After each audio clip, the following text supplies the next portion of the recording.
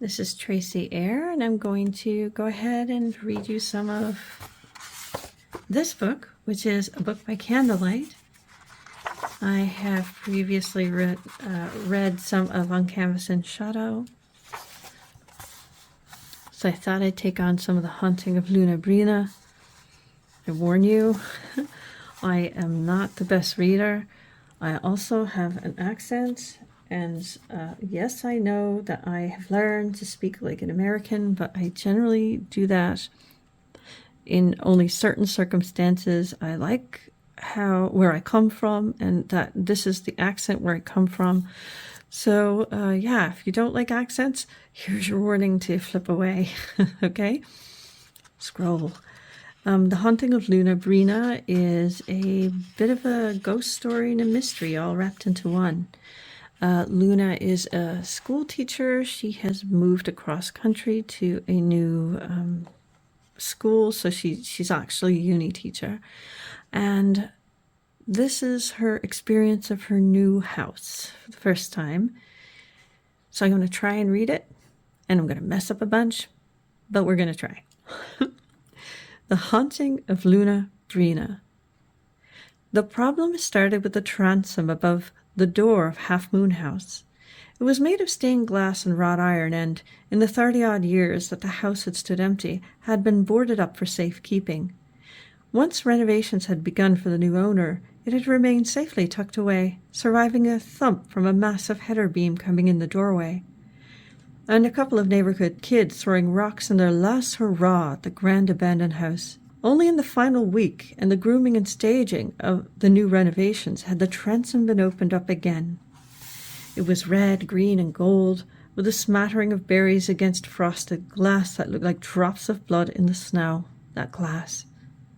And along the gold-stained glass ribbon that dominated it were written the words, "Who harbors fear, a phantom's landlord be." Luna had only heard tell of this rumor that thoroughly modern designers had stopped to stare, and one of the men carrying in a dry sink had stopped on the brick walk and spat over his shoulder into the garden. After lunch, he'd never come back. By nightfall, the words on Luna Bryne's new transom had passed from neighbor to neighbor, lip to lip, and become whispers in the college town of Newbury, Maine.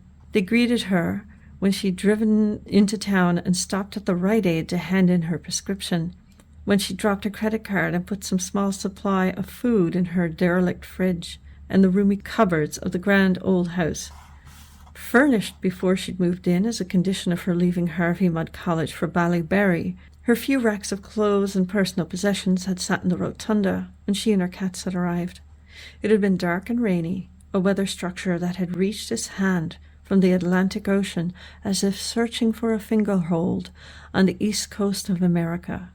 Luna's kitties didn't like the rain and damp.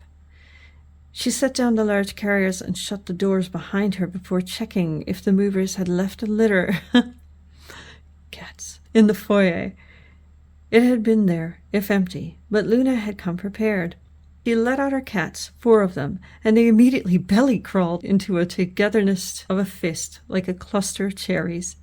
At the time, Luna had smiled at their milling around at the foot of the sweeping staircase, and later they would vanish into Half Moon House for hours on end, off on their own adventures. This was the first time she'd lived anywhere with enough space for them. Half Moon, set back on a large property with its bones to a collection of rocky hills. Perfect for 2 adventuresome young cats and 2 dignified adults. And yes, Luna, the human. She'd been ready for a change of pace, but the goings-on tonight were uncomfortably familiar. They reminded her of faculty room discussions that had demanded she keep on her toes. She told herself so as she sat in her writing circle, now a veteran of 7 months in Newbury, and blinked across at one of her human guests. There you go. That's the opening.